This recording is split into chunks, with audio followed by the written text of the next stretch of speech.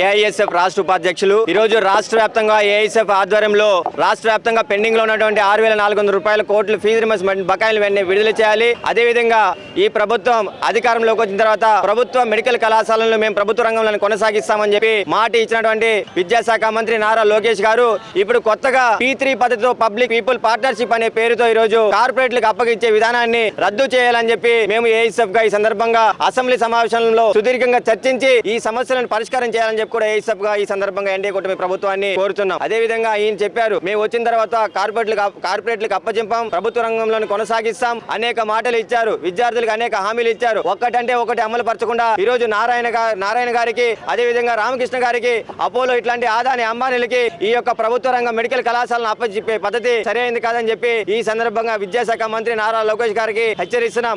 ఆయన అధికారంలోకి రాకముందుగా గత ప్రభుత్వం వైసీపీ ప్రభుత్వం అధికారంలోకి వచ్చిన తర్వాత ఈ యొక్క అంగట్లో సరుకులాగా ఈ మెడికల్ కళాశాలను లక్షలకు అమ్మేస్తుంది, కూరగాయలు అమ్మినట్టుగా అన్నట్టు మాటలు చెప్పారు. మరి మీరు వచ్చారు అధికారంలోకి వచ్చిన తర్వాత మీరేం చేస్తున్నారు? వారు లక్షలకు అమ్మితే మీరు కోట్లకు అమ్ముతున్నారు.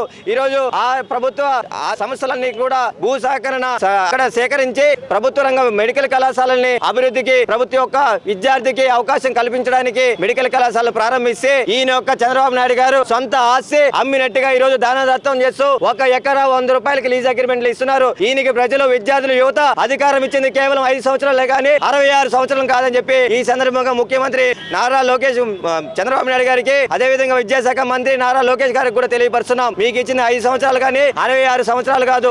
మీరు లీజుకి ఇచ్చినటువంటిది 66 సంవత్సరాలకి 1 ఎకరా 100 రూపాయల చొప్పున ఇస్తున్నారంటే ఏ పద్ధతిలో ఈ రోజు కార్పొరేట్ ప్రభుత్వం నడుస్తుందా లేకపోతే ప్రజల ప్రభుత్వం నడుస్తుందా అని చెప్పి కూడా ఈ సందర్భంగా ప్రభుత్వాన్ని మేము అడుగుతున్నాం. సాదిక్ బాబు ఏఎస్ఎఫ్ రాష్ట్ర కార్యవర్గ సభ్యులు.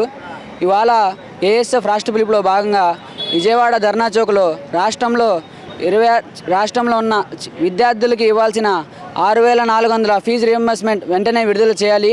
యువగలం పాదయాత్రలో యువకులందరినీ ఉత్సాహించిన మన విద్యాశాఖ మంత్రి నారా లోకేష్ గారు అది యువగలం పాదయాత్ర యువకుల కోసం పెట్టారా, యువకుల్ని ముంచేసం కోసం పెట్టారా? మీ యువగలం పాదయాత్ర అన్నాడు 17 మెడికల్ కాలేజీలు గత ప్రభుత్వ అంగట్లో సరుకులాగా అమ్మేస్తున్నారు.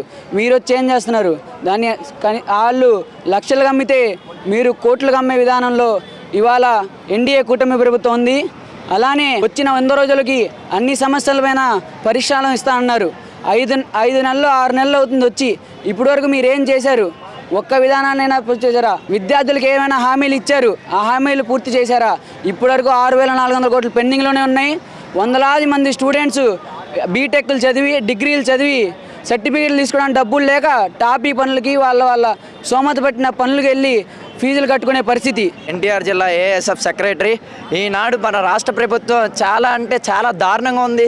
విద్యార్థులకు కనీసం స్కాలర్షిప్ బకాయిలు కూడా ఇవ్వకపోవడం కాకుండా పెండింగ్లో ఉన్న ఫీజు రీఇన్వెస్ట్మెంట్ కూడా అమలు ఇవ్వలేకపోవడం అనేది జరుగుతుంది. ప్రతి ఒక్క విద్యార్థి కూడా ప్రశ్నిస్తుందల్లా ఒకటి మాకు ఫీజు రీఇన్వెస్ట్మెంట్ ఎప్పుడు కల్పిస్తారని అడుగుతున్నారు. వాళ్ళు ఏంటంటే డిగ్రీలు చదివి పీజీలు చదివి అంతా చదివి చివరాఖరికి కూలి పనులకి బయటకు వెళ్ళి వాళ్ళ సర్టిఫికేట్లు ఎట్లోలాగా డబ్బులు కట్టి ఎక్కడో చోట ఆ సర్టిఫికేట్లు తీసుకోవడం అనేది జరుగుతుంది.